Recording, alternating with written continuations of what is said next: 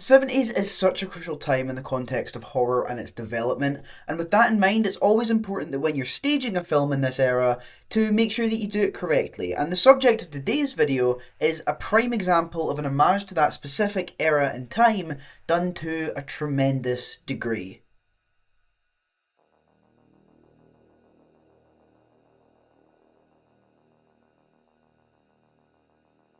On the surface, X may just feel like your everyday horror film, but the reality is far from that. It's a meticulously made homage to the gritty, unapologetic slashers of the 1970s and a striking commentary on exploitation in its many forms. Ty West's latest entry into the genre recreates the visual and thematic essence of 70s horror and dives deep into the human condition, examining our desires, fears, and the often blurry lines between ambition and exploration. If any of that seems interesting to you, then stick around as we get into everything gory and nostalgic in 2022's X. But before we get into any of that, it's Future Media 13 here. Please, begging that you subscribe. Leaving a like or subscribing or even commenting your thoughts on the video go a long way in making sure that I know I'm doing something right or there's something I need to fix with these videos. So if you haven't already and you do enjoy the content I'm making, then feel free to subscribe, like the video, comment your thoughts on this film right here, and with all that out of the way, I'll let the other guy get back on with it. The movie begins with Sheriff Dentler arriving at a horrific crime scene in rural Texas in 1979. Alongside a corpse in front of the farmhouse, there's also a heavy amount of blood on the scene. He approaches the house after being told that something increasingly gruesome awaits him inside, leaving the sheriff stunned. Heading back in time to figure out what caused such a visceral reaction, we meet aspiring actress Maxine Minks and her executive producer boyfriend, Wayne. Together, they're travelling to Houston, Texas, along with a small crew to shoot an adult film. The crew consists of ambitious writer and director RJ, his final girl material girlfriend and sound operator Lorraine, and acting couple Bobby Lynn and Jackson. After stopping for supplies at a nearby gas station, also taking the time to shoot a pretty lewd scene in the act, the group finally arrives at their destination in the form of a rundown looking farmhouse that looks as though it's seen better days. I wonder if we're going to see what that looks like someday. They're met by an old man who initially appears hostile, threatening the group with a rifle. Howard lives here with his wife Pearl, who we're introduced to when we see her getting a little too eyes on with Maxine as she gets out the car. You're staring a little much there. Howard is brutally honest with the group, telling them that he doesn't like nor does he trust a single one of them. Out of respect, he asks them to keep their distance for the duration of their stay, to which they're more than happy to oblige, especially given what they're there to do. The crew gets to work right away, filming several segments for their movie, unaware that they have a live audience as Pearl watches from afar, prompting her to try and convince her husband to have some fun. Unfortunately, he just ain't having that because his poor heart just can't take it, which, you know what, fair enough, the guy probably just wants to chill. I mean, look at him, he has definitely passed his peak. Lorraine, played by modern scream queen Jenna Ortega, is devoutly religious. However, after asking a few questions about the morality of all of this, the curiosity corrupts and gets the better of her, leading to her request to be a part of the movie, much to RJ's approval. But hey, I'm sure he'll get over it, right?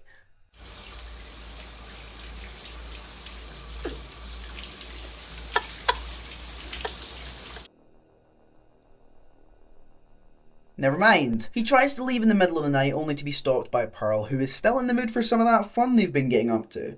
He denies her, which proves to be a fatal mistake when she stabs him in the neck, opening the bloodbath in the third act of this movie in what is a gloriously gruesome scene.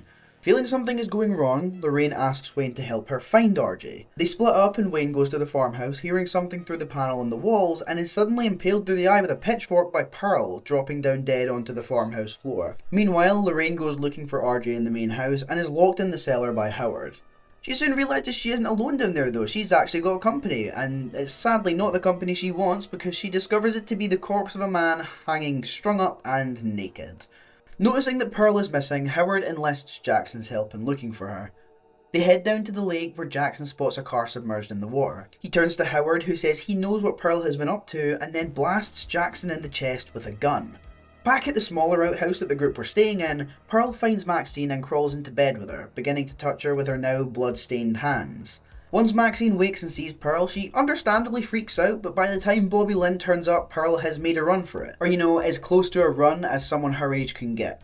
Bobby Lynn ends up on the dock by the lake with Pearl, and after a sequence featuring some pretty funny line delivery between the two, is pushed into the water to be turned into alligator food, because that's another thing I forgot to mention, there's a fucking alligator that's a recurring thing here. Back in the house, Lorraine is still trying to break out of the cellar, finding no luck so far. Making a hole, she tries to reach around to the other side to grab the handle, but is caught by Howard, who severs her finger with his own axe. As the saying goes, anything your axe can chop, my axe can chop better. Jenna Ortega is genuinely fucking great here, and expertly portrays that level of terror that you'd expect someone to have in this situation. Maxine hides in their bedroom under their bed, and she overhears the couple's conversation about they had killed the rest of the group, before Howard finally agrees to get down to business. And to his credit, he actually holds her pretty well, and the two do it. Maxine sneaks out from under the bed while this is happening and tries to find the keys to the van, but stumbles upon RJ's bloody corpse in the process. She takes Wayne's gun from the van and heads back into the house to try and free Lorraine from the cellar. Once freed, Lorraine runs out of the home in a flustered escape and is brutally shot in the face by Howard in a jump scare that actually kinda made me laugh, and I feel a little bad for it. He tries to drag her body to the lake where the others are, but Lorraine lets out a dying cough of blood, which causes him to have a fatal heart attack, and I know it's going to paint me in a bad light, but I find this fucking hilarious. Maxine finds the van keys and holds Pearl at gunpoint, and in the background the TV is showing a black and white video of a preacher, and he and Maxine say in tandem, "I will not accept a life I do not deserve." She goes to shoot Pearl, but the gun is unloaded. Pearl then tries to shoot Maxine, but misses, and the recoil blasts her out of the house in another shot that's just so fucking funny. I almost feel bad for laughing, but there's something about the way that this shot is framed and the way that it just ends so anticlimactically that it made me fucking chuckle, and it still makes me laugh even thinking about it now. I'm trying to keep a straight face, trust me, it's incredibly difficult. Pearl asks Maxine for help, which, given the last 90 minutes that we've been through, is pretty understandable when she says, no, fuck that. As she gets into the van, Maxine is called a whore. She starts the engine, running over Pearl's head twice and driving away. We then look back to the start of the movie, finding out that it takes place the very next day. Sheriff Dentler and his team are examining the scene in front of them, and with the video of the preacher still playing in the background, he asks his colleague what he thinks this is. His colleague's answer is simple, labelling it as a goddamn fucked up horror show, because we all know, looking back on that film, that that's exactly what this was. Isn't it strange, watching her doing it with him? It's your business. As long as the camera is running. So the camera changes things. That's right. X is a carefully crafted homage to 1970s horror, capturing the era's visual and thematic essence with an eerie precision. From the opening scene, the film's commitment to authenticity is clear. The cinematography embraces a grainy, low-budget aesthetic, evoking the raw, unpolished feel that characterized so many horror movies at the time. Shot on 16mm film, it features a muted colour palette and a deliberate use of deep shadows, which not only heightens that sense of realism, but also evokes the dread that defined the genre during that era. The use of creeping camera movements and lingering shots are direct callbacks to classics like the Texas Chainsaw Massacre and Halloween, dosing every scene with a compelling mix of nostalgia and a fresh, unsettling edge. Thematically, X dives deep into the 70s horror fixation on innocence lost. Its characters are young, free-spirited and sexually liberated, which is a stark contrast to the often repressed and moralistic portrayals of youth in horror films at the time. This attitude, when combined with the film's escalating violence, reflects social anxieties about shifting moral landscapes.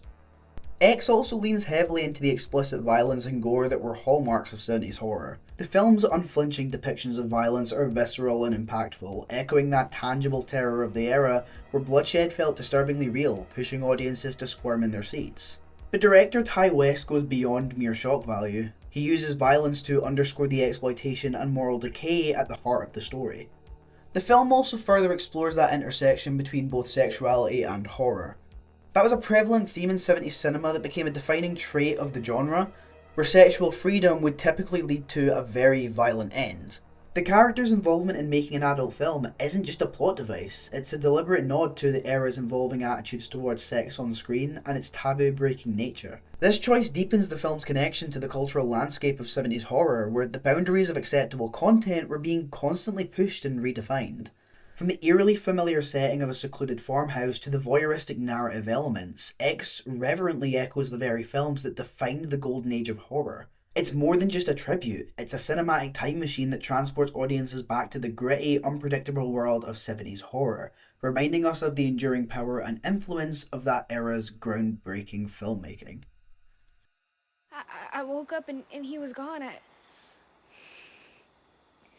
You don't think he left me, do you? Well, the band's still here.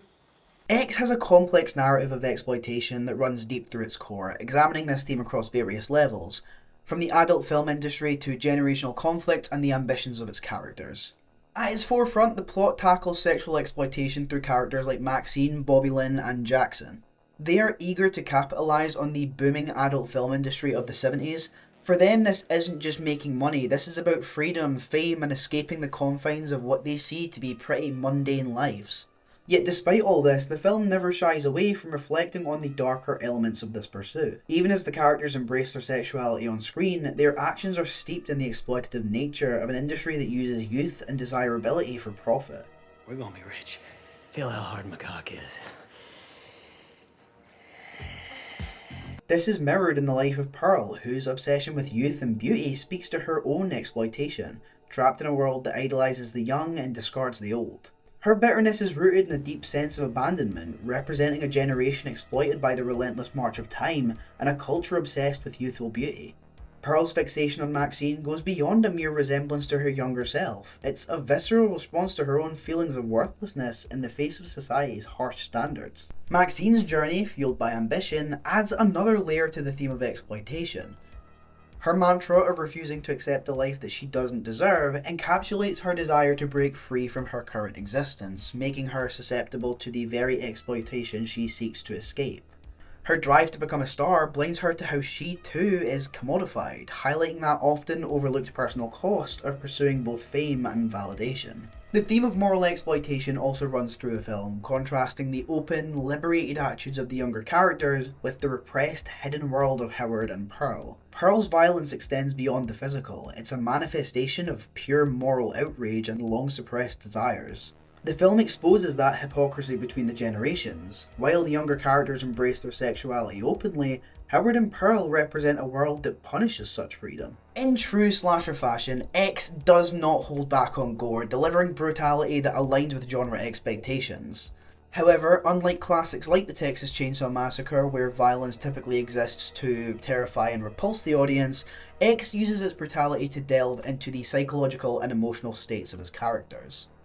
The violence is not just physical, it's intricately tied to the characters' fears and desires and the social dynamics of the time. West masterfully constructs tension through atmospheric cinematography and pacing, reminiscent of Halloween's slow zooms and eerie silences.